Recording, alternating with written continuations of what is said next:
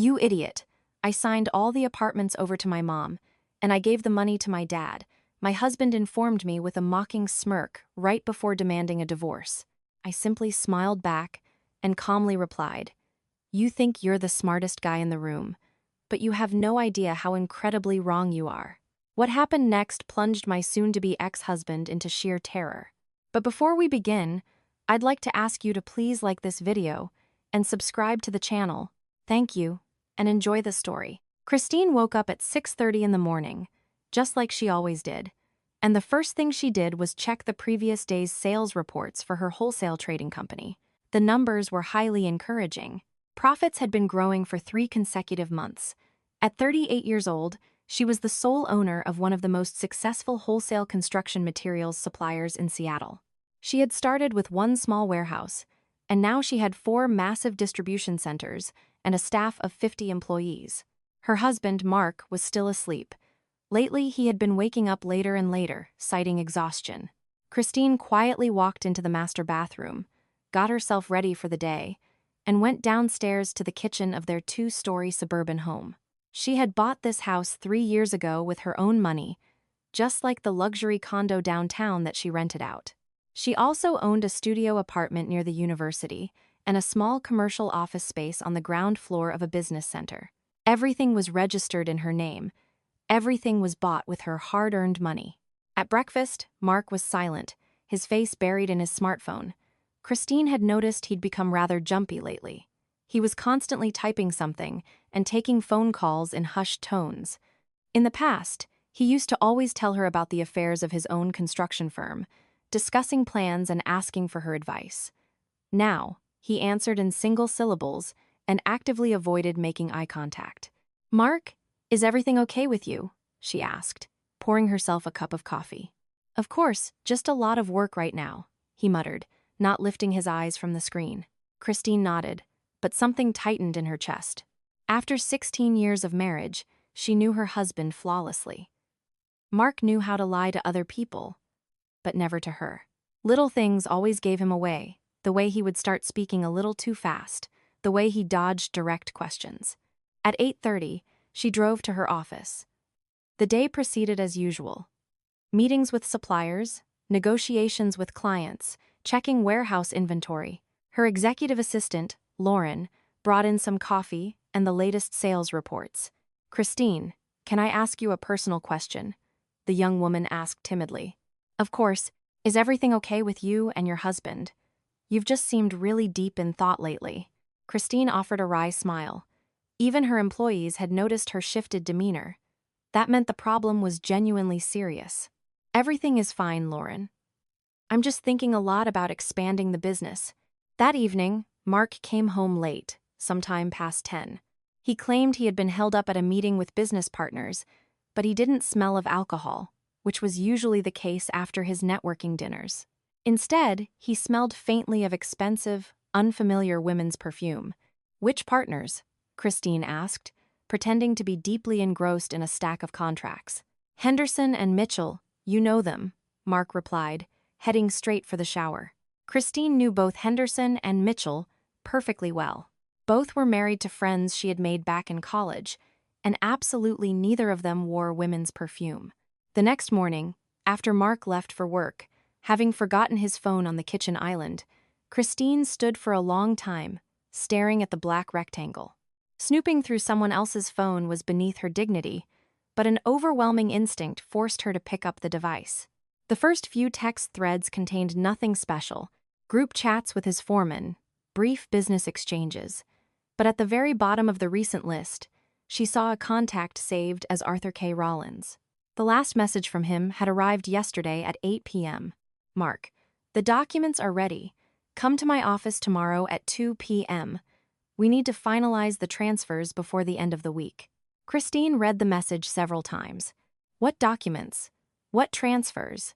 And most importantly, why hadn't her husband mentioned a word of this to her? She scrolled up through the chat history. "We need to act carefully so the wife doesn't suspect a thing," Mark had texted 3 days ago. "I understand perfectly, Mark. I have extensive experience with these kinds of asset protections. The main thing is to file the deeds correctly. Arthur K. Rollins had replied. Christine's heart began to hammer against her ribs.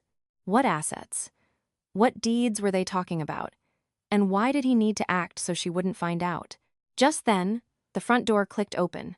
Mark had returned for his phone. Christine swiftly placed the device back exactly where it had been and pretended to be busy wiping down the counter. "Forgot my phone," her husband said, snatching the device up. "You didn't touch it, did you?" "Why on earth would I need your phone?" Christine replied calmly, though her blood was boiling. Mark gave her a long, scrutinizing look, but didn't say anything else. He left, the front door slamming behind him. Christine was left alone with heavy, racing thoughts. Arthur K. Rollins. That name sounded vaguely familiar. She opened her laptop and typed it into Google. Arthur K.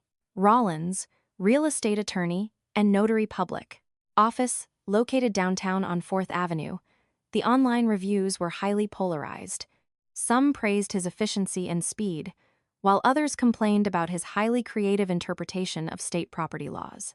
During her lunch break, Christine called her best friend, Eleanor Cross. Ellie worked as a senior partner at a prominent downtown law firm, specializing in high-net-worth family law and divorces. They had been friends since their undergrad days, and Christine trusted her with her life. "Ellie, I need your help," she said the moment her friend answered. "Of course, Chris. What happened? Not over the phone. Can we meet tonight?" "Serious trouble?" "I'm afraid so." That evening, they met at a quiet, upscale bistro downtown. Ellie looked tired.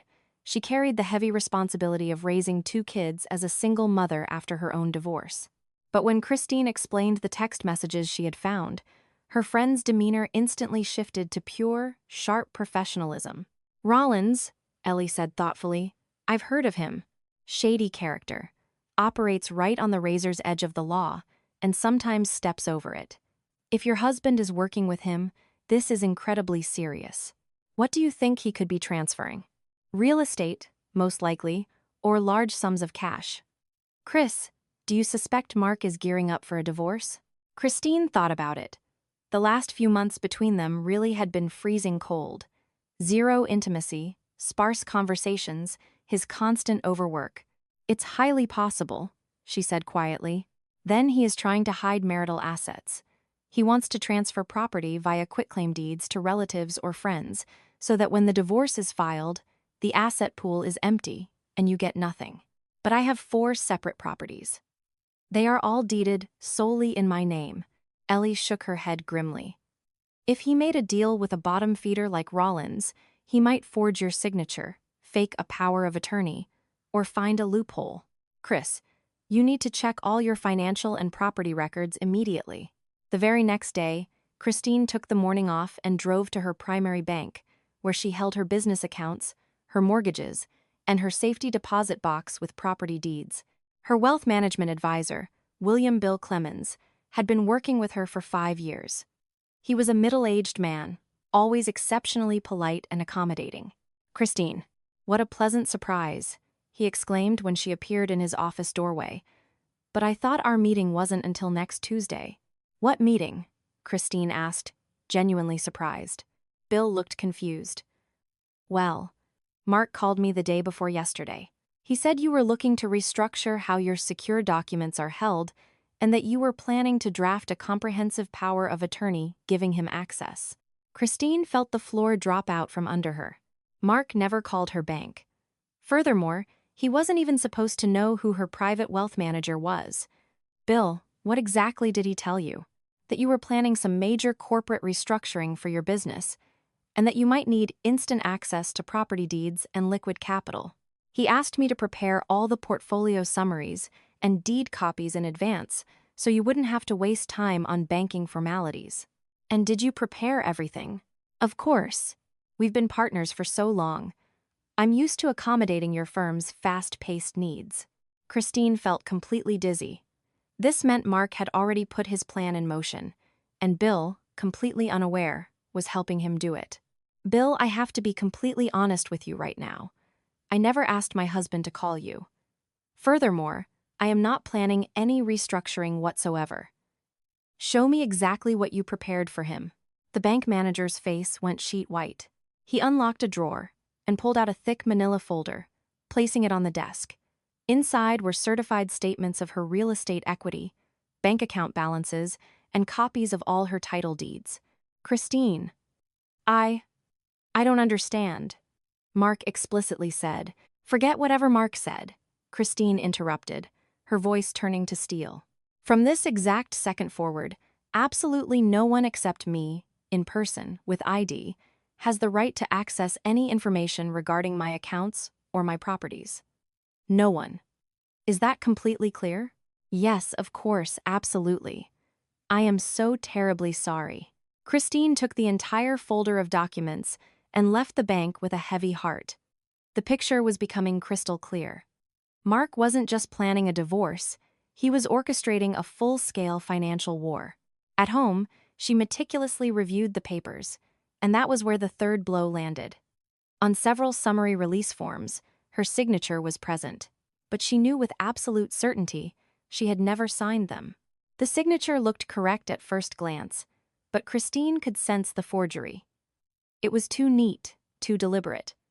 Her actual signature was much more rushed and sprawling. She grabbed a magnifying glass from her desk and examined the ink. Yes, it was definitely a forgery. A very high-quality one, but a fake nonetheless. Mark had found a sample of her signature somewhere and spent hours learning how to replicate it. That evening, her husband came home at his usual time, ate dinner, watched the local news, and complained about supply chain issues at his construction sites. He behaved entirely naturally, as if he weren't actively plotting to rob his own wife blind. Mark, Christine said while they were having tea. Do you remember an Arthur K. Rollins? Her husband choked on his Earl Grey. What? Arthur who? I don't know. I thought maybe you had a business contact by that name. I feel like I heard the name somewhere recently. No, doesn't ring a bell. Mark answered entirely too fast. Where did you hear it? I don't even remember. Probably just dreamed it. But Christine clearly saw the muscles in his jaw clench. She saw him start blinking rapidly, his ultimate tell when he was panicking. Late that night, when her husband was fast asleep, she quietly crept downstairs to his home office. There were some papers left out on the mahogany desk. Christine switched on the small desk lamp and began to carefully sift through them. It was a draft of a quitclaim deed. Her luxury condo in downtown Seattle was being transferred as a gift to Susan Miller, Mark's mother. The execution date was set for tomorrow. The grantor's signature line already bore her signature again, a flawless forgery. Christine felt the rage boiling in her veins. This meant that tomorrow, Mark was planning to officially transfer her condo to his mother, and she wouldn't even know it happened until it was too late. She pulled out her phone, took clear, high-resolution photos of the documents, placed them back exactly as she had found them, and crept back upstairs. Mark was sleeping soundly, even snoring a little, while she lay next to a man who was preparing to steal her life's work, calculating her next move. The next morning over breakfast, Mark casually mentioned, I need to drive out to my parents' house today. My mom is having some issues with some legal paperwork. She asked me to help. What kind of issues? Christine asked, though she already knew the answer. Just some nonsense, local municipality stuff, not worth boring you with it. Maybe I should ride with you? I haven't seen Susan in a while. No need, Mark replied far too quickly. Didn't you say you had a massive meeting with your lumber suppliers today? She had mentioned a meeting, but that had been a week ago, and Mark hadn't even been listening then. Now, suddenly, his memory was impeccable. As soon as he pulled out of the driveway, Christine dialed Ellie's number. Ellie, I need an emergency intervention. Today at 2 p.m., my husband is going to execute a fraudulent quitclaim deed, transferring my downtown condo to his mother at Arthur Rollins' law office. My God, Chris, that is outright felony fraud. I know exactly what to do. I am driving to Rollins' office right now. I will explicitly state I never gave consent for this transfer and demand he halt the transaction. If they've already filed it with the county, I'm going straight to the police to file a massive fraud report. Send me copies of everything you photographed. Chris, are you absolutely sure you're ready to take this all the way to the end? Christine looked at the wall clock. 10:30. She had time. I am ready. she said firmly. More than ready. She got dressed, grabbed all her authentic property deeds, and drove straight to 4th Avenue. The lawyer's office was on the ground floor of an aging brick building. The brass plaque read, Arthur K. Rollins-esque. Real estate law and notary services. By appointment, only. Christine pushed the door open. In the small, stuffy waiting room sat an older receptionist. Hello, Christine said. I need to speak with Mr. Rollins immediately. Do you have an appointment? The woman asked unpleasantly. This is regarding a transaction scheduled for 2 p.m. today. A property deed transfer from Christine Miller. The receptionist perked up. Ah, yes, of course. Go right on back. Mr. Rollins is expecting you. Christine walked into the inner office. Arthur Rollins was a man in his late 50s with small, calculating eyes and thick, clammy fingers. On his desk lay the prepared stacks of paperwork. Christine! What a pleasure, he exclaimed, standing up. Mark told me you might drop by early to finalize things. Mr. Rollins, Christine said, her voice dropping to a glacial temperature. I came here to personally inform you that there will be no property transfer today. Or ever. The lawyer looked genuinely confused. What do you mean, no transfer? But the application? The signed consent forms? What consent forms? I have never authorized anyone to file any applications or transfers on my behalf. But Mark explicitly said, Mark has absolutely zero legal authority to dispose of my solely owned assets.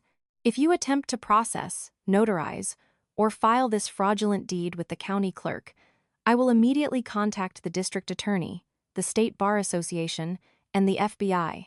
Rollins turned a sickly shade of gray. His beady eyes darted around the room. Christine, ma'am, surely this is just a misunderstanding. Let's wait for Mark to arrive and we can discuss this civilly. There is absolutely nothing to discuss. Christine cut him off ruthlessly. This transaction is canceled. Immediately. She turned on her heel and walked out, leaving the corrupt lawyer in a state of absolute shock. Once out on the sidewalk, Christine pulled out her phone and called her husband. Mark, where are you? Just driving up to my parents' place. Why? Nothing special. Just wanted to hear your voice. All right, babe, I'll call you tonight. Christine scoffed as she hung up. Mark had no idea that his entire master plan had just collapsed. At least, not yet. She got into her SUV and drove home. Ahead of her was a very long strategic meeting with Ellie and finalizing a battle plan. Because now, Christine knew for a fact, the war had begun, and she was going to annihilate him. That same evening, Christine met Ellie at her law firm. The offices were located on the 25th floor of a sleek downtown high-rise. The spacious corner office smelled of expensive leather and fresh espresso. Chris, the situation is actually worse than I thought, Ellie said, analyzing the photos of the forged documents on her iPad. This guy Rollins specializes in black market real estate transfers. If Mark got into bed with him, he is planning a clean sweep. What do you suggest? We need to run a full title search on all your properties to see what has already happened. It's highly possible some things have been transferred behind your back before today. And then we go on the extreme offensive. Ellie picked up her desk phone and dialed a number. Ian, it's Ellie Cross. I need an emergency favor.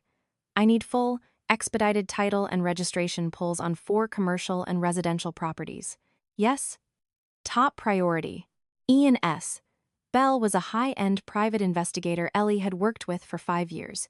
He was a former federal agent, thorough, meticulous, and incredibly reliable. An hour later, he was sitting in Ellie's office. Ladies, the news is bad, Ian said, dropping a thick stack of printouts onto the glass table. 2 properties have already been successfully transferred and recorded with the county: the studio apartment near the university and the commercial office space. The new recorded legal owner is Susan Miller. Christine felt a block of ice form in her stomach. That meant that while she thought she had preempted the attack today, Mark had already successfully stolen 2 of her properties. When did this happen? She asked quietly. The studio was filed a week ago, the commercial office 3 days ago. Both times, the deeds were notarized and filed by Arthur Rollins. According to the county filings, you were physically present in his office to sign the quitclaim deeds, Ian added. But I never went anywhere near that office until today. I know, It's a textbook case of document forgery and notary fraud. This is a severe federal and state felony. Ellie frowned.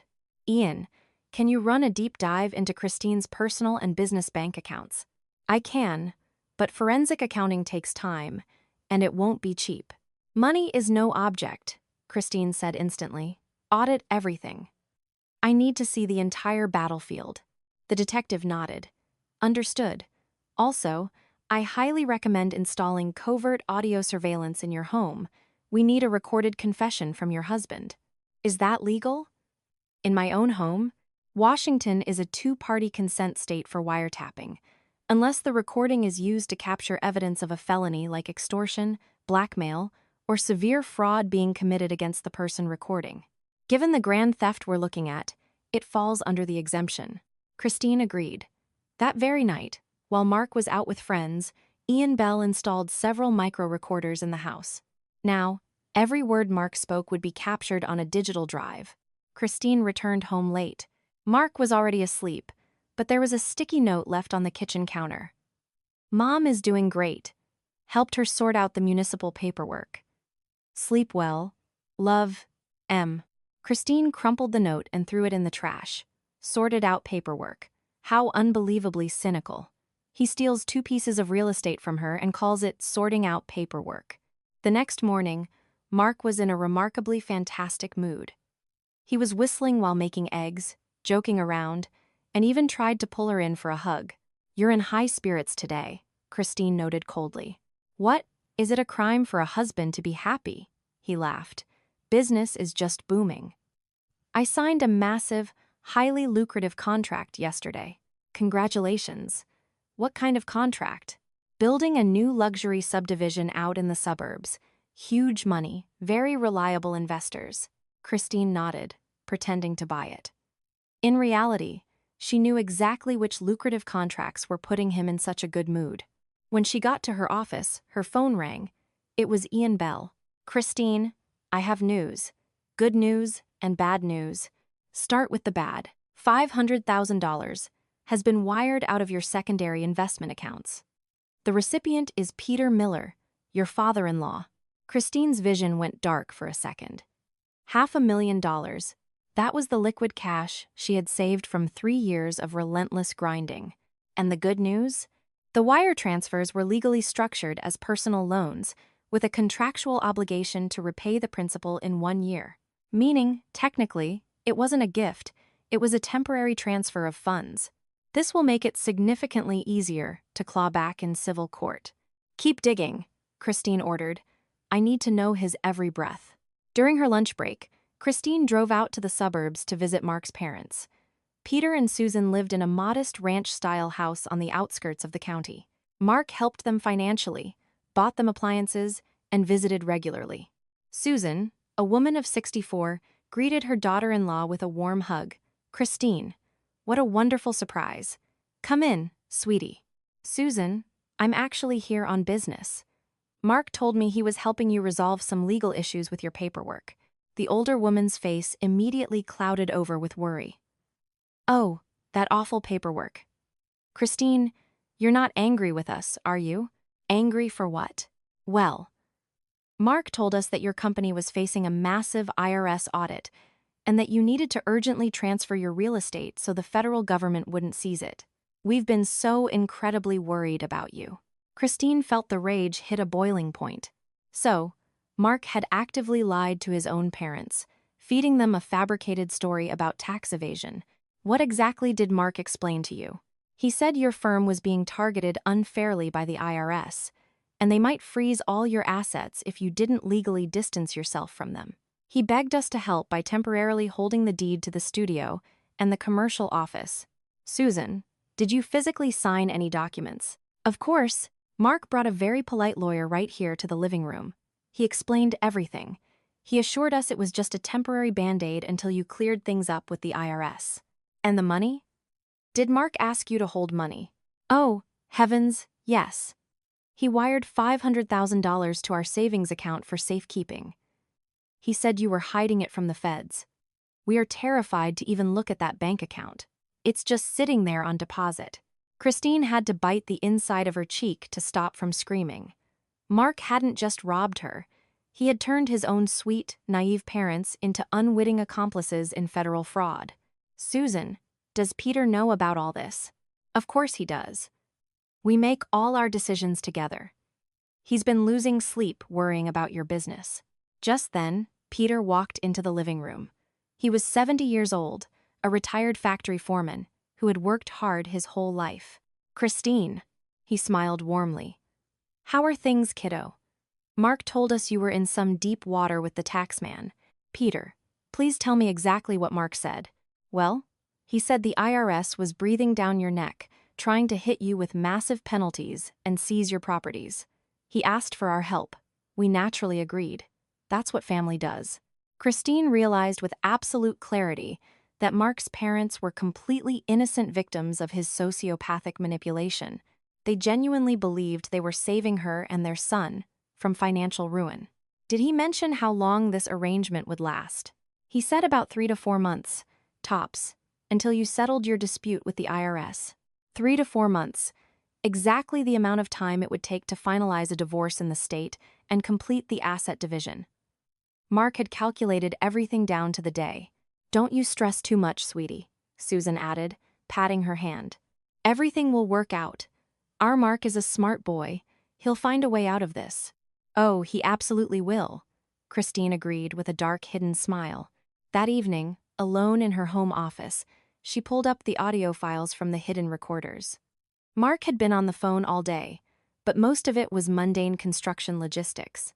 But around 10 p.m., he had made a call. Arthur, it's Mark. How are things with the deeds? Excellent. And when can we finalize the last property? 2 weeks? Isn't that too long? I understand. We have to be careful not to trigger flags. Fine. Call me when it's done. Then, he dialed another number. Hey baby, it's me. Yeah, everything is going exactly to plan. 2 more weeks, and I can officially file the divorce papers. What? No, of course, she doesn't suspect a thing. She's acting totally normal. There won't be any issues. When the dust settles, the only thing she'll be left with is this house we live in. And the joke's on her. I already took out a massive HELOC against it. Christine stopped the recording. All right. She had a 2-week window. In that time, Mark planned to finish siphoning off her assets and then serve her with divorce papers. The next day, she met with Ellie and Ian Bell again. We have crystal clear audio recordings of his intent to defraud, Christine said, placing the flash drive on the desk. And I know we have exactly 2 weeks. That is enough time to prepare. Ellie nodded sharply. Ian, what did you find out about her primary residence? The house has a massive lien on it, the PI reported. A home equity line of credit for $1 million was approved and drawn down a month ago. But here's the kicker. Because it's a marital residence, the bank required spousal consent to leverage the equity. A consent form was provided, which I never signed, Christine stated. Naturally. Yet another brilliant forgery. Ellie leaned back in her chair. So, Mark's grand strategy is this. He strips all the liquid cash and rental properties, transferring them to his parents. He leaves you with the primary residence, but completely underwater with $1 million debt attached to it. During the divorce, you get half the house, minus half the massive debt. You walk away with effectively zero, or less than zero. But we can stop this, right? Christine asked, her eyes burning. We can, and we will absolutely obliterate him. Ian, I need a comprehensive, bulletproof dossier on Arthur Rollins. Every shady transaction, every suspended license complaint he's had over the last decade. Give me a week, the PI said. We have a week, Christine confirmed. Ellie, I have to keep playing the role of the clueless, overworked wife, don't I? Exactly. Do not tip your hand. Keep smiling. For the next few days, Christine gave the performance of a lifetime. She went to work, took client meetings, cooked dinner, and casually discussed weekend plans with Mark. He, too, played his role the caring, loving husband building a future together. Meanwhile, Ian Bell compiled a devastating dossier on Rollins. It turned out the corrupt attorney had been involved in dozens of highly suspect real estate transactions, forged quitclaim deeds, phantom LLC transfers, illegal escrows, but he had always managed to slither out of trouble. He has friends in the local prosecutor's office, Ian explained. But if we deliver an airtight, undeniable evidentiary package to the federal authorities and the state bar, his local buddies won't touch him with a 10-foot pole. Simultaneously, Ellie drafted an overwhelming barrage of legal artillery: emergency injunctions to freeze assets, lawsuits to void the fraudulent deed transfers, civil demands for the return of embezzled funds, and a comprehensive criminal referral package for the district attorney and the FBI. "Chris, are you ready to detonate this?" Ellie asked, looking over the mountain of paperwork. "Mark will be charged with multiple felonies. He is looking at real, hard time in a federal penitentiary after what he's done." Christine offered a chilling smile. "I am more than ready." On Friday evening, Mark came home in a spectacular mood. He brought a massive bouquet of roses and suggested they go out to a Michelin-star restaurant downtown. "What's the occasion?" Christine asked, feigning surprise. "Our anniversary isn't for another 3 months. Do I need a special occasion to treat my beautiful wife?" He smiled smoothly.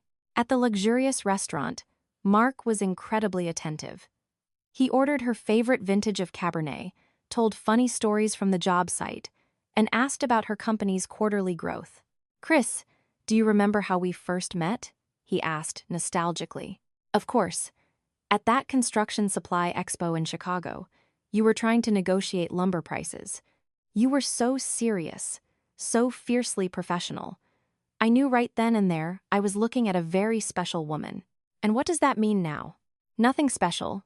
Just, it's good to remember the happy times." Christine stared at her husband across the candlelight, marveling at how effortlessly he lied. He sat there, smiling, pouring a $300 bottle of wine, actively orchestrating her total financial ruin. That night at home, Mark couldn't sleep. He tossed and turned, sighed heavily, and finally got out of bed and went down to his office. Christine crept silently to the top of the stairs and listened.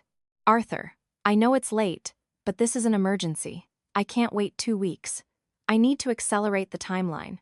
Can we wrap the final deed transfers by Monday?" "Perfect. I'll be at your office tomorrow morning, with the final signatures." After hanging up, Mark stayed in his office for a long time, shuffling papers and drafting documents. Christine slipped back into bed. So, the timeline had shifted. Not 2 weeks, 2 days. On Saturday morning, Mark announced he was going to a buddy's cabin in the mountains for a quick weekend fishing trip. Christine knew perfectly well his buddy didn't own a cabin. As soon as his truck left the driveway, she called Ian Bell. "Ian, I need eyes on Mark right now." "I'm already on him. He just pulled into Arthur Rollins' office building. He's been inside for 2 hours. What is he doing in there?" "Executing the final batch of fraudulent transfers. Most likely. I just watched a courier carry out a box of sealed files. I'll tail him when he leaves." An hour later, Ian called back. Mark drove straight to his parents' house. He just dropped off another thick folder of documents. Christine knew the time for waiting was over. She dialed her lawyer. "Ellie, we go nuclear. File everything with the courts tomorrow." "Chris, tomorrow is Sunday. The courts are closed. Then Monday morning, exactly at 9 a.m., and file the criminal complaints with the DA simultaneously." "Understood. Just remember, once I hit submit, there is no stopping this train. I have no intention of hitting the brakes." Sunday passed in a bizarre, surreal atmosphere. Mark was home, doing chores around the house, watching football on the couch, acting like the flawless American husband. Christine sat next to him, sipping coffee, thinking about how this was the final day of their life together. That night, while he slept, she listened to the audio recordings one last time. The evidence was overwhelming. It was an absolute slam dunk. Monday morning, Christine woke up earlier than usual, made a lavish breakfast, and kissed her husband goodbye as he left for work. Mark was beaming, whistling as he grabbed his keys. "See you tonight, sweetheart," he called out. "See you tonight," Christine replied. Both of them knew tonight was not going to go the way he planned. At exactly 9 a.m., Ellie Cross and Ian Bell filed emergency injunctions in Superior Court. At 10 a.m., massive criminal referral binders were handed directly to the district attorney's white-collar crime division. At 11 a.m., an emergency forensic handwriting analysis was formally submitted into evidence. Now, we just sit back and wait for the explosion, Ellie said, over the phone. It won't be long, Christine replied coolly. I expect Mark will realize his house of cards has collapsed by this afternoon.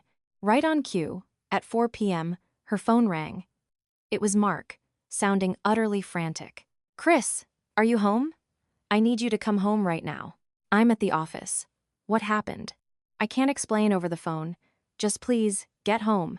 Christine calmly packed up her laptop and drove to the suburbs, knowing exactly what awaited her. Mark was already there, sitting at the kitchen island, his face pale and slick with sweat. Chris, we need to talk, he said the moment she walked in. I'm listening. I have a massive problem. A serious problem? Like what? The district attorney's office just launched a criminal investigation into my real estate transactions. Someone filed a massive fraud complaint against me. Christine feigned gasp of shock. Fraud? Mark, are you hiding something from me? No, of course not. It's a massive misunderstanding, but I'm going to need you to back me up. Of course, I'll back you up. But what exactly did you do? Mark swallowed hard, looking physically ill. Look, I had to move some assets around to protect us, just in case my construction firm hit some liability issues. What assets did you move? I temporarily transferred some deeds into my parents' names. Which deeds? Exactly. The studio apartment. The commercial office. And I gave them some cash to hold for safekeeping. How much cash? $500,000. Christine stared at him in dead silence. Mark was shifting his weight, terrified to look her in the eye.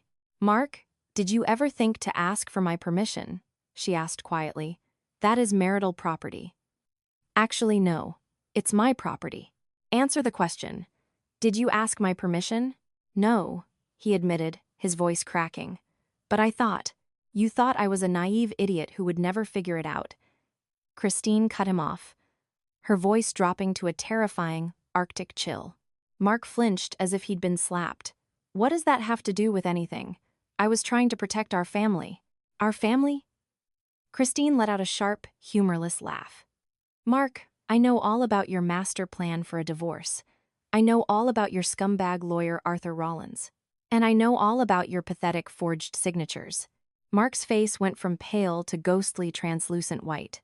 What are you talking about? I'm talking about the truth you've been working overtime to hide from me. Chris, I don't understand. You understand perfectly well. And you know what else? Today, I filed emergency lawsuits in Superior Court to void every single one of your fraudulent transfers. And I personally filed the criminal complaint with the district attorney. Mark leaped up from his bar stool. Are you insane? I am your husband. You are my soon-to-be ex-husband, Christine replied flawlessly. I am serving you with divorce papers tomorrow. At that exact moment, the doorbell rang. Mark stumbled to the door and opened it to find two men in sharp suits flashing badges. Mark Miller? The lead detective asked. Yes, that's me. Financial Crimes Division. We have some serious questions regarding multiple fraudulent quitclaim deeds and bank fraud. We need you to step outside. Christine stood in the kitchen, watching her husband's face twist into a mask of pure, unadulterated horror. The game was over, and she had won flawlessly. The detectives interrogated Mark in the living room for 2 solid hours. Christine sat in the kitchen, sipping sparkling water, listening to snippets of the conversation. Her husband was stuttering, sweating, desperately trying to construct a believable lie. When the detectives finally left, informing him not to leave the state, Mark walked back into the kitchen, looking completely broken. What did they want? Christine asked, enjoying the moment. They were asking about the real estate transfers. They kept asking if you had officially consented to the deeds. And what did you say? I told them everything was done in the best interest of the family. Christine nodded. Mark still hadn't fully grasped the apocalyptic scale of the disaster he had just walked into. Mark, don't you think it's time we finally had an honest conversation? About what? About us. About our relationship. About the future. Mark looked at her for a long time. Suddenly, a predatory, desperate flicker appeared in his eyes. He realized the jig was up, so he decided to double down on his arrogance. You know what, Chris? You're right. It's time for some honesty. He sat across from her, his posture shifting. The panic vanished, replaced by a smug, toxic confidence. I want a divorce, he stated flatly. Understood. And the reason? We've been living like roommates for years. We have no shared interests, no passion. I am sick and tired of this marriage. Is there another woman? Mark smirked. There is. Her name is Ashley. She's 29. She's a lead interior designer at my firm. And yes, we plan on getting married the second this is over. Christine listened in absolute silence. Mark was clearly enjoying his villain monologue. But that's not even the best part, he continued, leaning back in his chair with a triumphant grin. The best part is that I am not leaving you with half of our net worth. Why is that? Because it doesn't exist anymore. Mark laughed maliciously. You idiot. I signed all the apartments over to my mom, and I gave all the liquid cash to my dad. I cleared the board. Christine looked at him with calm, unblinking eyes and said softly, You think you're the smartest guy in the room, Mark, but you have absolutely no idea how incredibly wrong you are. What? Mark frowned, confused. What happened next plunged the arrogant husband into sheer, bottomless terror. Christine stood up, walked over to a locked filing cabinet, pulled out a massive, thick binder, and slammed it onto the kitchen island. Mark, I'd like to introduce you to the results of my own private investigation. She flipped open the binder and pulled out the first document. Exhibit A. A certified report from a forensic handwriting analyst. Conclusion. The signatures on every single quitclaim deed and bank transfer were not authored by me, but are highly sophisticated forgeries. Mark's smug expression began to melt. Exhibit B. Christine continued seamlessly. A flash drive containing pristine audio recordings of every single phone call you've made inside this house for the last 2 weeks, including your lovely chats with Arthur Rollins and your sweet nothings with Ashley. She pressed a button on her phone. The kitchen filled with Mark's recorded voice. I can't wait 2 weeks. I need to accelerate the timeline. The joke's on her. I already took out a massive HELOC. Exhibit C. Christine slapped down another document. An emergency court order issued by a superior court judge this morning, freezing all assets and nullifying all of your fraudulent property transfers pending a full criminal trial. Mark turned a sickly shade of green. That's impossible. Exhibit D. An official indictment from the district attorney's office, opening a grand jury investigation into severe wire fraud, bank fraud, and forgery. The primary suspect, Mark Allen Miller. Mark's hands began to shake uncontrollably as he reached for the paper. Exhibit E. Christine was relentless, a machine of pure vengeance. A federal banking freeze on all accounts receiving the embezzled funds, including the $500,000 sitting in your parents' savings account. Chris, wait, please. Exhibit F. An emergency ruling by the Washington State Bar Association suspending Arthur K. Rollins's license to practice law, effective 11 a.m. today, based on the insurmountable evidence I provided. Mark grabbed his head with both hands. You couldn't have put all this together so fast. I didn't do it fast. Christine smiled coldly. I've been preparing for this exact conversation for 2 weeks. While you thought you were playing cat and mouse with a clueless housewife, I was building a federal case against you. She pulled out a second, thinner folder. And this is the dossier on your brilliant lawyer. Over the last 5 years, he has processed 237 fraudulent real estate transfers, forged deeds, fake shell LLCs, illegal escrows. I handed the entire file to the FBI. Rollins, Mark whispered in horror. Rollins was arrested by federal agents at 6 a.m. today. He is currently sitting in an interrogation room, and to save his own skin, he is singing like a canary about everything he did with you. Mark leaped up from his stool. You set me up. You trapped me. I protected my legal rights, Christine corrected him smoothly. Unlike you, I operated 100% within the confines of the law. But my parents, they didn't do anything wrong. They're innocent. Your parents are victims of your sociopathic deception. By the way, here is a copy of the sworn statements they gave to the district attorney this afternoon. Christine slid another paper across the marble counter. Mark read it and collapsed back into his chair, utterly defeated. They surrendered all the properties back to you. Susan and Peter found out the truth today. They found out I never had IRS problems. They found out you used them to launder stolen money and real estate. They are absolutely horrified that their own son is a criminal fraudster. They refuse to take my calls today, Mark whispered, tears welling in his eyes. What could you possibly say to them? That you manipulated their love to rob your wife? Mark stared at the hardwood floor, completely shattered. But wait, we're not done, Christine said brightly. There's still Exhibit G. She pulled out a heavily redacted government document, a formal notice of audit and criminal investigation by the Internal Revenue Service into your commercial construction firm. Allegations include massive tax evasion, phantom payrolls, and illicit offshore transfers. Where did you get that? I have friends in high places. It turns out the IRS has been watching your firm for over a year. They just lacked the smoking gun evidence. So, I provided it for them. What evidence? The drafts of your fraudulent contracts, the shell company ledgers, and the offshore routing numbers. Mark, you stored all of your illegal tax evasion paperwork in an unlocked filing cabinet in your home office. You are a phenomenally stupid criminal. Mark clutched his chest, struggling to breathe. I can't believe this is happening. And finally, Exhibit H, Christine delivered the killing blow. A formal notice from the bank immediately calling in the $1 million home equity line of credit you took out against this house. What? Did the bank find out about the DA investigation? According to the terms of your HELOC, a felony fraud investigation triggers an automatic default clause. You have 30 days to repay the $1 million in full. I don't have $1 million in liquid cash. I know. But the bank also knows that you obtained the loan using a forged spousal consent form. They are preparing a massive civil suit against you for bank fraud. Mark sat there, his head in his hands, rocking back and forth. Every ounce of his arrogance and cruelty had evaporated into nothingness. Chris, he sobbed weakly. What happens to me now? Now? You stand trial on 3 separate massive felony tracks: state-level grand theft and forgery, federal bank fraud, and federal tax evasion.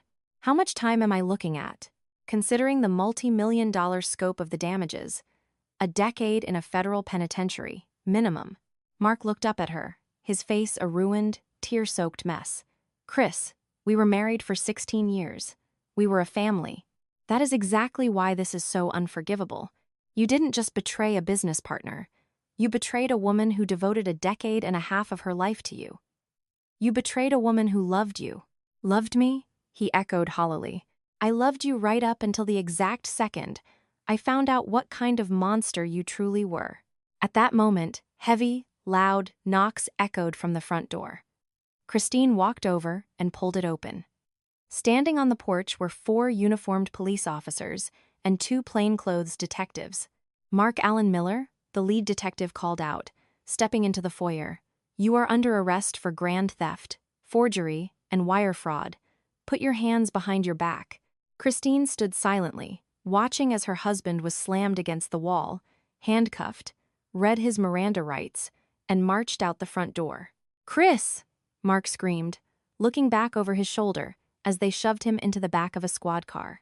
Christine simply closed the heavy mahogany door, locking it tight. The next day, Christine met Ellie at her office. Well, her lawyer friend said, pouring 2 glasses of expensive champagne. I think it's safe to say justice has been spectacularly served. It has, but strangely, I don't feel a sense of triumph. What did you expect to feel? I don't know. Joy? Vindication? Ellie looked at her softly. Chris, you realize there is no undoing this, right? Mark is going away for a very long time. I know. And I don't regret my actions for a single second.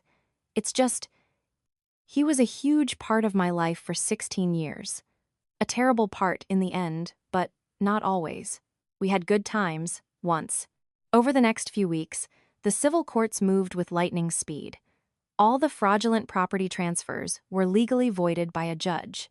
The $500,000 was reversed out of the parents' account and returned to Christine. The bank voided the HELOC, removing the massive lien from her home. Susan and Peter drove out to visit Christine. "Christine, sweetheart," the older woman wept, wiping her eyes with a tissue. "Please forgive us. We were so incredibly stupid. We had no idea. Susan, you are completely innocent in this. Mark manipulated you just as ruthlessly as he tried to manipulate me. We are so deeply ashamed," Peter added, looking at the floor. "We raised a son who turned out to be a criminal fraudster, and we were totally blind to it. Don't blame yourselves. People change, and not always for the better. Will you ever be able to forgive us?" Susan asked. "There is nothing to forgive you for. You were victims. And Mark? Will you ever forgive him?" Christine thought for a long moment. "I don't know. Maybe, with time, but I will never, ever trust him again." A month later, the criminal trials began. Facing an avalanche of irrefutable evidence, Mark took a plea deal on the forgery and wire fraud charges. His defense attorney pleaded for leniency, citing his remorse and the fact that all assets were recovered. However, the IRS tax evasion case proved to be his ultimate downfall. It was revealed that Mark's construction firm had evaded over $2.5 million in federal taxes over the last 3 years using phantom subcontractors and offshore accounts. "He's going to get real time," Ellie told Christine after the final sentencing hearing, 8 years in federal prison. No early parole for white-collar federal crimes. And his firm is being completely liquidated by the government to pay back the IRS. Christine nodded slowly. Mark had lost everything. His wife, his stolen assets, his company, and his freedom. On the day the sentence was handed down, Christine didn't even attend court. She was at her office, meeting with new clients and drafting expansion plans. Ellie called her that evening. 8 years. He filed an appeal, but it's dead on arrival. Understood. Chris, are you feeling anything right now? Exhaustion. Deep, bone-weary exhaustion. With the legal nightmare over, Christine threw herself entirely into her business. Her supply company exploded in growth, dominating new markets and acquiring new massive clients. She bought another massive distribution center and doubled her staff. Her friends and acquaintances had mixed reactions to the scandal. Some were incredibly supportive. Others quietly whispered that she had been too ruthless in utterly destroying her husband. Christine never bothered to defend herself. She had made her choice to survive, and she refused to apologize for it. 6 months after Mark went to prison, Ashley, Mark's former mistress, showed up at Christine's office. The young woman looked terrified and exhausted. "Christine, can I speak to you for a moment?" "About what?" "About Mark. I wanted to apologize." Christine looked at her closely. Ashley really was beautiful long chestnut hair, huge brown eyes, a flawless figure. She was 29, but looked much younger. "Apologize for what?" "For destroying your marriage." "Ashley, you are giving yourself far too much credit. Mark destroyed our marriage with his own bottomless greed and deceit. If it wasn't you, it would have been someone else. He had been looking for an exit strategy for a long time. You were just a convenient prop." The young woman burst into tears. "I had no idea he was doing all of this illegal stuff. He told me you two lived like angry roommates, and that you were mutually planning a peaceful divorce. He was half right. We lived like roommates, but the divorce was his own little secret project. I thought he genuinely loved me," Ashley sobbed. "But it turns out he just used me as an excuse to validate his psychotic master plan." "Ashley, you're young. You have your whole life ahead of you. Wipe Mark from your memory and move on with your life. Did you ever forgive him?" Christine paused, looking out her office window at the Seattle skyline. "You know, forgiveness is a very complex concept. I don't feel any burning hatred for Mark anymore, but I don't feel a single ounce of love, either. I only feel disappointment.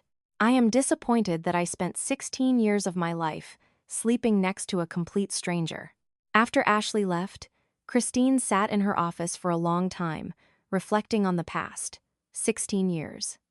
They weren't all bad. There had been moments of genuine joy, mutual support, and shared dreams. But it had all been a beautifully constructed illusion. That weekend, she drove out to see Mark's parents. Susan and Peter had aged 10 years in the last few months. The profound shame of their son's actions had taken a severe toll on their health. "How are you holding up?" Christine asked.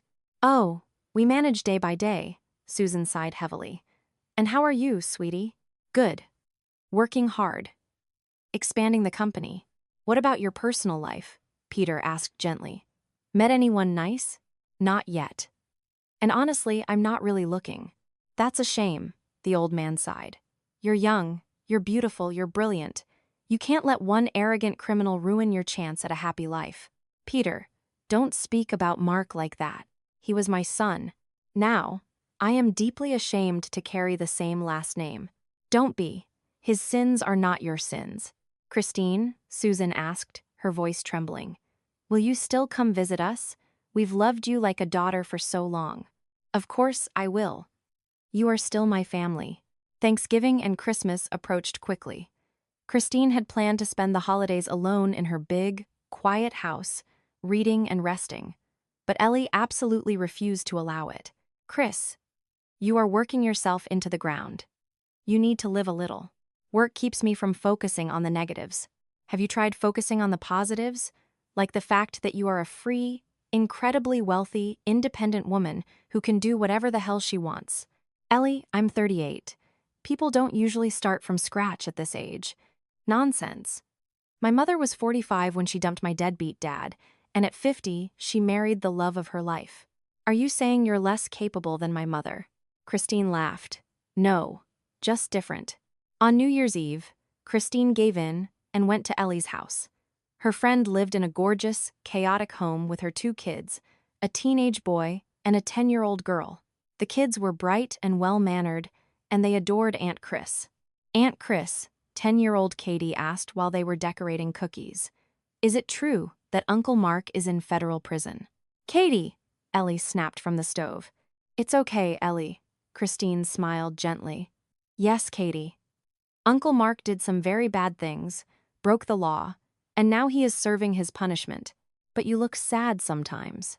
Why? If he was a bad guy, shouldn't you be happy?" Christine thought carefully about how to answer. "You know, Katie, people are rarely 100% good or 100% bad. Everyone has a mix of both inside them. Uncle Mark made some terrible, unforgivable choices, but a long time ago, he was a kind person. So you're sad for the kind Uncle Mark?" "Yes, sweetheart. I'm sad for the kind Uncle Mark." Later that night, after the kids were asleep, the 2 friends sat by the fireplace drinking wine. "You handled that beautifully," Ellie said. "Katie is a smart kid. I really do mourn the man I thought he was, not the man who tried to destroy me. Do you ever regret going so scorched earth on him?" "Never. He chose his path. I just defended my life, and I did it flawlessly." At midnight, they stepped out onto the balcony to watch the fireworks light up the Seattle skyline. "Make a wish," Ellie said. Christine closed her eyes. What did she actually want for the new year? Peace of mind, the ability to trust people again, and maybe, just maybe, to meet someone who would genuinely value her. Spring brought an unexpected update. Mark's high-priced appellate lawyer had managed to successfully appeal the severity of the tax evasion sentencing, and his prison term was reduced to 6 years.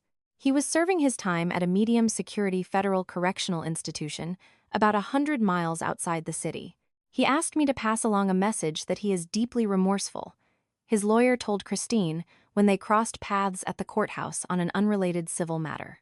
"And what am I supposed to do with that information?" "He would like to request a visitor's pass for you. He wants to see you." "Why?" "To ask for your forgiveness in person. To explain his actions." Christine shook her head. "It's far too late for explanations. And forgiveness isn't something you can just demand. He said he will wait as long as it takes. Let him wait." But a month later, Christine found herself driving out to the federal prison, not to offer Mark absolution, but to put an absolute, final period at the end of their story. The meeting took place in a sterile, fluorescent-lit visitation room. Mark looked terrible. He had lost a significant amount of weight. His skin was gray, and his hair was thinning and rapidly turning white. He wore standard-issue khaki prison scrubs. "Chris," he said quietly, as she sat down across from him on the metal chair. "Thank you so much for coming. Don't thank me yet. I wanted to apologize. For everything. Face to face. Mark, your apologies change absolutely nothing in the real world. I know." But I had to say the words out loud. They sat in heavy silence for several minutes. Finally, Mark asked, "How are things? How's the company?" "Everything is thriving." "And your personal life?" "Mark, that is absolutely none of your business. I'm sorry. I still worry about you." "Don't. I am managing spectacularly without you." "Chris, can I ask you one last question?" "What?" "Will you ever be able to forgive me?" Christine stared at the broken, aged man across the table. Then, she stood up. "Mark, forgiveness is not something a victim does as a favor to their abuser. It is something a victim does for themselves, to cut the anchor and move on. When I am ready to forgive you for the sake of my own inner peace, I will, but that day might be years from now. And it might never come at all. I understand. Take care of yourself, Chris. You too." That was the absolute last time they ever spoke. A year passed. Christine's business was a massive success. She expanded into high-end architectural finishing materials, which proved to be an incredibly lucrative pivot. Her company became the premier supplier in the Pacific Northwest. At a corporate gala celebrating her firm's 5th anniversary of expansion, a man in his early 40s approached her. He had an intelligent face, kind eyes, and wore a perfectly tailored suit. "Christine, it is a pleasure to meet you. I'm Andrew Thomas, CEO of Alliance Contracting. Nice to meet you. Do our firms do business together?" "Not yet. But I'm highly motivated to change that." They struck up a conversation. Andrew Andy turned out to be a brilliant, highly educated man. He candidly shared that he had been divorced for 2 years, had primary custody of his teenage son, and took his business extremely seriously. "Christine, would you be open to getting lunch sometime next week?" "Strictly business. I'd love to discuss a supply partnership." "Strictly business? Then yes." Naturally, the strictly business lunch stretched into a 3-hour conversation. They debated the volatile lumber market, supply chain logistics, and long-term corporate growth. Andy was a fascinating conversationalist and clearly a phenomenal businessman. "You know," he said, as the waiter cleared their plates, "I get the distinct feeling that we would make an unstoppable team in business. And perhaps, outside of it." Christine looked at him carefully. "Andy, I went through an incredibly traumatic, destructive divorce a few years ago. I am absolutely not ready to jump into a serious romantic relationship. I completely understand. Are you open to a genuine friendship?" "Friendship, yes." And so their relationship began. Slowly, cautiously, without a hint of rush or pressure. Andy didn't try to buy her affection with flashy jewelry or overwhelming gestures. He was simply a constant, reliable presence, supportive, deeply understanding, and limitlessly patient. 6 months later, Christine realized with a shock that she was falling in love. For the first time in years, she felt like a desired woman, not just an unyielding CEO. "Ellie," she said over brunch one Sunday, "I think I'm seeing someone. Finally." Spill every detail. "His name is Andy. He runs a massive contracting firm.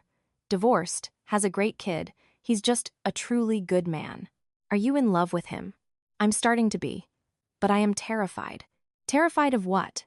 "Of making the exact same mistake. Of trusting my entire life to a man who might wake up one day and decide to destroy me." "Chris, you cannot live the rest of your life paralyzed by fear. If you do, Mark wins from behind bars. Maybe I'm better off alone. It's safer. Quiet. Safe and quiet is another word for a tomb," Ellie said firmly. Ellie was right. The last few months with Andy had brought Christine back to life. She was laughing again, dreaming of vacations, making plans for a future that wasn't just corporate spreadsheets. In the autumn, Andy proposed. It wasn't a flashy, public spectacle at a restaurant. He asked her in her kitchen, while they were drinking tea in their sweatpants after a quiet dinner. Chris, I want us to build a life together. Officially, Andy, I am so scared to take this step. I know you are. But we can't let the ghosts of our past dictate the rest of our lives. What if we fail? What if we build an empire together? Christine thought about it. In the year and a half they had been together, Andy had never let her down once. He was fiercely honest, transparent, and rock-solid reliable. He was the absolute antithesis of Mark. Okay, she said softly. Let's build an empire. They had a small, intimate wedding, inviting only their closest friends and family. To everyone's surprise, Susan and Peter Mark's parents were in attendance. They genuinely wept tears of joy for Christine. Finally, our girl is going to have a real, honest family, Susan sobbed, hugging Andy tightly. I promise you, I will guard her with my life, Andy vowed. You better. She's worth her weight in gold. The first few months of marriage were blissfully happy. Andy proved to be a deeply caring husband and an equal partner. He supported her business ambitions, offered brilliant advice, but never once tried to assert control or dominance over her assets. That winter, unexpected news arrived. Mark had been released from federal prison early. He had earned significant good time credit, displayed model behavior, and had technically met the restitution requirements through the government's liquidation of his company. Where did he get the cash to survive on the outside? Christine wondered aloud when Ellie broke the news. I thought his accounts were drained. Word is, a distant uncle took pity on him and gave him a menial job. I guess he wasn't completely abandoned. Good for him. A week later, Mark called her office. Chris, can we meet? Just once. Why? I just need to clear the air. One last time. I promise I will never bother you again. Mark, I have a completely new life. I have zero desire to dig up a corpse. Please, I am begging you. It's important for my own recovery. Reluctantly, Christine agreed. They met at a small, anonymous coffee shop downtown, the same place they used to grab lattes when they were newly married. Mark looked vastly better than he had in prison, but the years had taken a brutal toll. He looked like an old man. He had gained weight, his hair was completely gray, and a deep, permanent exhaustion lived in his eyes. How are things? He asked, nursing a black coffee. Wonderful. And you? I'm trying to rebuild from absolute zero. I got a job as a site foreman for a small residential builder. The pay is garbage, it's hard labor, but it's honest money. That's a good step. Chris, I heard you got remarried. I did. Congratulations. Truly. I mean that. Thank you. Can I ask you something? Are you actually happy? Christine looked at him steadily. Yes, Mark. I am happier than I have ever been. And that is what matters most. They sat in silence as the rain beat against the coffee shop window. Finally, Mark spoke. Chris, I wanted to look you in the eye and say I am profoundly, entirely sorry, and I want you to know that I harbor absolutely zero resentment toward you for sending me away. You did what you had to do. Mark, I don't harbor any anger toward you either. Really? Really? Anger is a toxic, exhausting emotion. I refuse to waste another calorie of energy on it. Will you ever be able to forgive me? Christine looked at the man who had once been her entire world. This man had inflicted horrific psychological pain on her, betrayed her, and tried to leave her destitute. But right now, looking at this broken, tired foreman, she didn't feel rage. She felt a profound sense of pity. Mark, you want to know a secret? I already forgave you. Seriously? Seriously. Not as a gift to you, as a gift to myself. So I could wake up every day with a clean soul and move on. Mark wiped a tear from his eye. Thank you. You're welcome. Take care of yourself, Mark. You too. Protect your happiness. That was the absolute final time they crossed paths. Christine walked back to her car, thinking about the bizarre, unpredictable trajectory of human life. A man who was once her closest confidant had become a hostile stranger, and a man who was once a stranger had become her soulmate.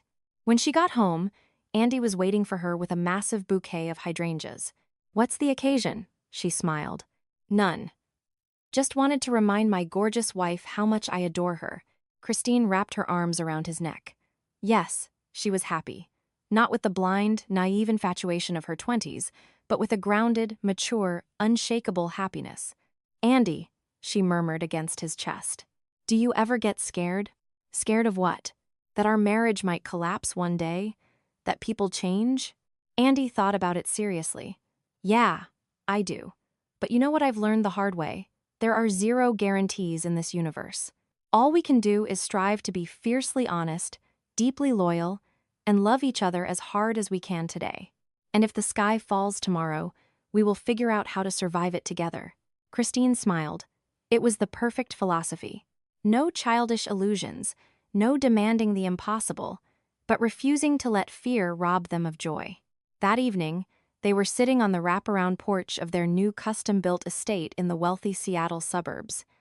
Andy was scrolling through the Wall Street Journal on his iPad. Christine was reviewing corporate expansion models. Just a perfect, mundane evening. Hey, look at this, Andy said. There's an article here about local corruption. Looks like your old buddy Arthur Rollins got released from federal custody early on compassionate release due to health issues. Rollins? Christine raised an eyebrow. Yeah. Naturally, he's permanently disbarred. Apparently, he's working as a paralegal consultant for a strip mall law firm now. Well, the universe has a way of balancing the scales. And what about your ex? How is he doing? I don't know, and I honestly do not care. It's entirely irrelevant. Christine closed her laptop. Andy, there are some things that belong permanently in the rearview mirror. Mark is one of them. I get it. It's just, sometimes I feel like you haven't fully exorcised that ghost. What makes you say that? Sometimes I catch you hesitating to trust me with the big, structural stuff. Like you're waiting for the other shoe to drop, waiting for a trap. Christine looked at her husband. He was incredibly perceptive. She did still catch herself occasionally looking for hidden motives in his perfectly innocent actions. PTSD from a financial war didn't just vanish overnight. I am so sorry, she said softly. I'm still actively working through that. Never apologize to me for surviving a war, Andy said, taking her hand. I know the hell you crawled out of. I just need you to remember, every single day, I am not Mark. I know. And I thank God for that every day. Andy set his iPad down and looked her dead in the eye. Chris, I have a massive proposal for you. A corporate merger. No, let's have a baby. Christine physically flinched. They hadn't deeply discussed having children together, though both knew the biological clock was ticking loudly. Andy, I'm 40 years old. So what? My sister was 43 when she had a perfectly healthy baby girl. Medicine is incredible now. If it doesn't happen, it doesn't happen. But we have to try. Christine let the thought wash over her. A child. She had always wanted to be a mother, but for some unexplained medical reason, it had never happened with Mark. Both of them had tested perfectly healthy, but the universe had said no. Okay, she said, a tear slipping down her cheek. Let's try. A year and a half later, against all odds, she gave birth to a beautiful, screaming baby girl. She had Andy's warm eyes and her mother's fierce, stubborn jaw. They named her Annie. Becoming a mother fundamentally shifted Christine's universe. She stepped back slightly from the daily corporate grind, promoting Lauren to VP of Operations, and spent her days at home. The business didn't suffer. She had built an incredible self-sustaining machine. Chris, you are literally glowing, Ellie said, visiting her in the luxury maternity ward.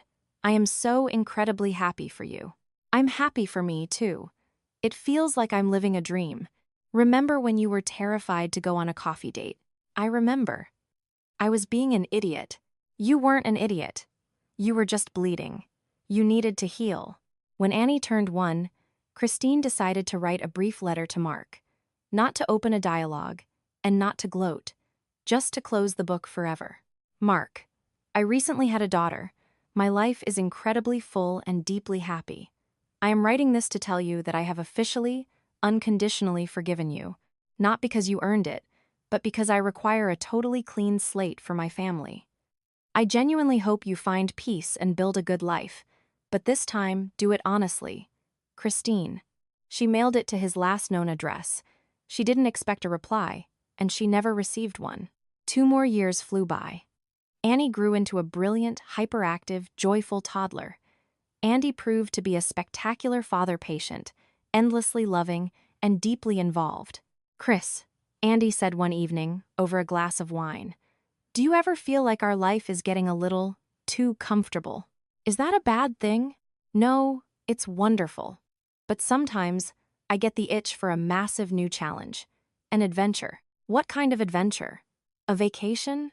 "No, a complete reset. New projects, new markets, a total change of scenery." Christine smiled. "Andy, I have had enough adventures to last me 3 lifetimes.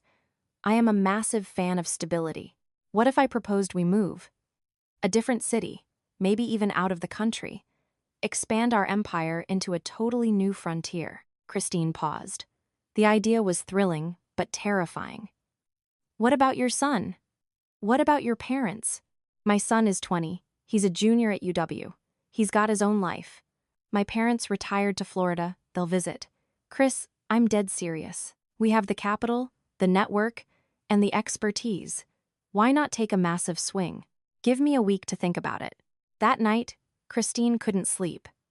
A new country, a new market, endless possibilities. On one hand, it was exhilarating. On the other, it meant leaving the fortress she had built to protect herself.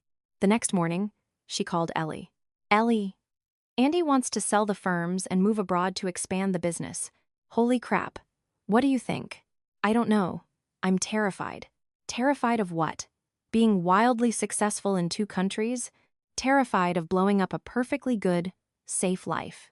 "Chris, sometimes you have to burn the ships to conquer the island. Sometimes you just have to enjoy the safety. It's your call. But remember, you only get one spin on this rock." Later that week, Christine drove out to visit Mark's parents.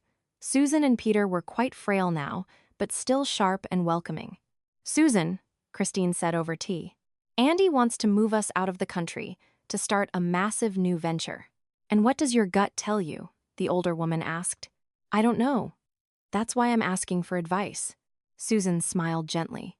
"Christine, you are the smartest, most capable woman I have ever met. You don't need an old lady's advice. A wise person would just tell you, listen to your heart. And if my heart is frozen in panic, then it's not time to make the decision yet." Christine drove home. When she walked into the kitchen, Andy was sitting at his laptop, intensely reviewing a massive PDF. "What's that?" she asked. "A formal 9-figure acquisition offer for our combined companies." "Who's the buyer?" "A massive private equity firm out of New York. The multiple they are offering is astronomical." "And you want to sell?" "Only if you agree to take the leap and move with me." Christine looked at her husband. He was dead serious. He was ready to risk it all for greatness. "And if I say no, then I reject the offer tomorrow morning, and we stay right here in Seattle, completely happy. Zero resentment. I promise you that. Give me the rest of the week." For the next 4 days, Christine ran the numbers, weighed the pros and cons, consulted with Ellie, and stared at her sleeping daughter. On Friday evening, she walked into Andy's home office. "I'm in." Andy's face lit up. "Are you serious?" "Dead serious. But I have one condition." "Name it." "If, after 1 year, we absolutely hate it, we pack up and move back to the States." "Deal." 6 months later, the ink was dry. They sold both of their massive companies, liquidated the local real estate, secured their visas, and moved to Toronto, Canada. Andy immediately launched a high-end commercial development firm in the booming Canadian market. Christine pivoted entirely, opening an elite consulting firm that helped American expats establish corporate entities in Canada.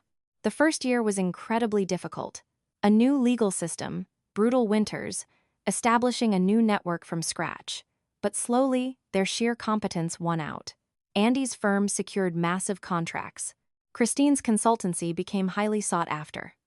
Annie thrived in her new international school, rapidly making friends. "Well?" Andy asked on the exact 1-year anniversary of their arrival, pouring a glass of expensive Canadian ice wine.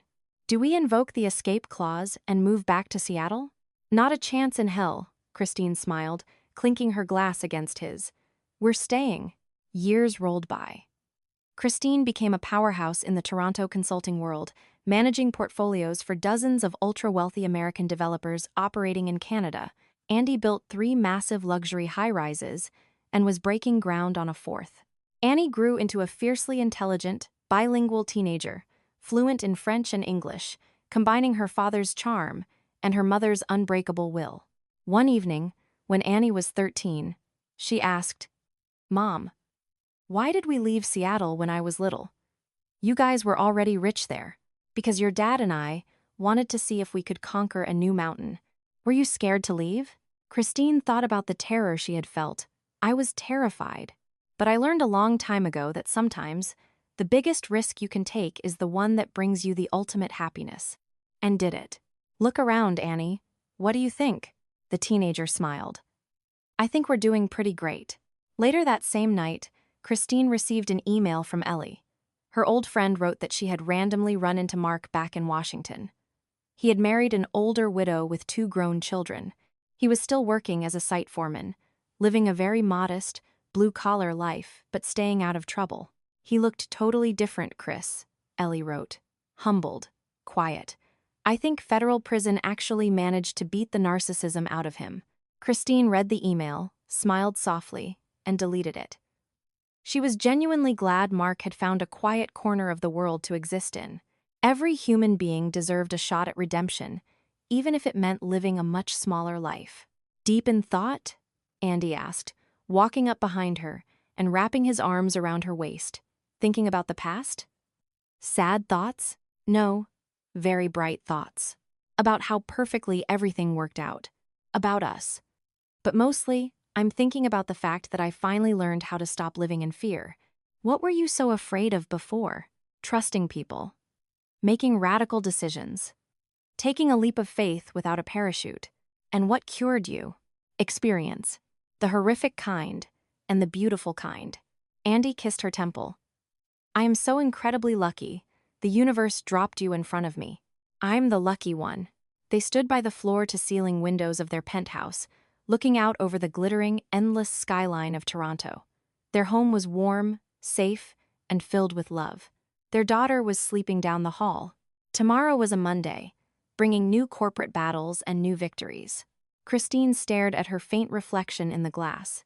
She thought about the brutal gauntlet she had survived, the shattering deception, the agonizing betrayal, the cold-blooded legal war, finding a new, pure love, becoming a mother, and conquering a new country. She had been through hell, but she had emerged completely intact. She was strong. She was fiercely independent. She was capable of destroying her enemies and building empires. Life had taught her never to trust blindly, but it had also taught her not to build a fortress so thick that love couldn't get in. She learned not to expect fairy tales, but she refused to let fear rob her of her happily ever after. "Chris," Andy whispered, resting his chin on her shoulder. "You know I love you more than anything, right?" "I know. And I love you too. Forever. Nobody knows what forever looks like, but I love you with everything I have today, right now, and that's enough." Christine smiled. "You've become very philosophical, Mr. Thomas. I've become cautious. They aren't the same thing. Is it bad to be cautious? It's bad if caution stops you from living. It's perfect if it stops you from doing something incredibly stupid." From down the hall, a faint noise echoed. Annie had dropped a book in her room. "I'll go check on her," Christine said. "No, stay here. Enjoy the view. I've got it." Andy kissed her cheek and walked down the hallway to check on their daughter. Christine remained by the glass. In the reflection of the Toronto city lights, she saw the face of a mature, powerful woman who was utterly, completely satisfied with her existence. She was happy not with the naive, desperate infatuation of her 20s, but with a profound, earned, indestructible joy. She had lost so much over the years: her illusions, her naivety, her ability to blindly trust the world. But she had gained infinitely more: lethal experience, true wisdom, and the ability to fiercely protect her peace. Years ago, Mark had looked at her with a smug, mocking smile and said, "You idiot. I signed all the apartments over to my mom, and I gave the money to my dad." He truly believed he had outsmarted her. He thought he had won the war and left her broken in the dirt. But the ultimate victory wasn't just about reclaiming stolen real estate or sending a criminal to federal prison. The true victory was that she refused to let his darkness turn her into a bitter, isolated shell of a human being. She refused to give up on love, and she refused to give up on herself. And that was a victory Christine had claimed flawlessly. She had built a massive new empire, found an honest, powerful love, become a mother, and conquered a new frontier. All of that was worth 1 billion times more than the condos and cash Mark had tried to steal. As for Mark, he got exactly what he earned, and she was genuinely glad he had finally found a way to exist without destroying others. The past was dead and buried. Ahead of her was a beautiful, sprawling life, limitless in its potential. Christine smiled at her reflection in the glass. She was a conqueror, a survivor, and an empire builder. But most importantly, through all the fire and betrayal, she had remained completely, beautifully human.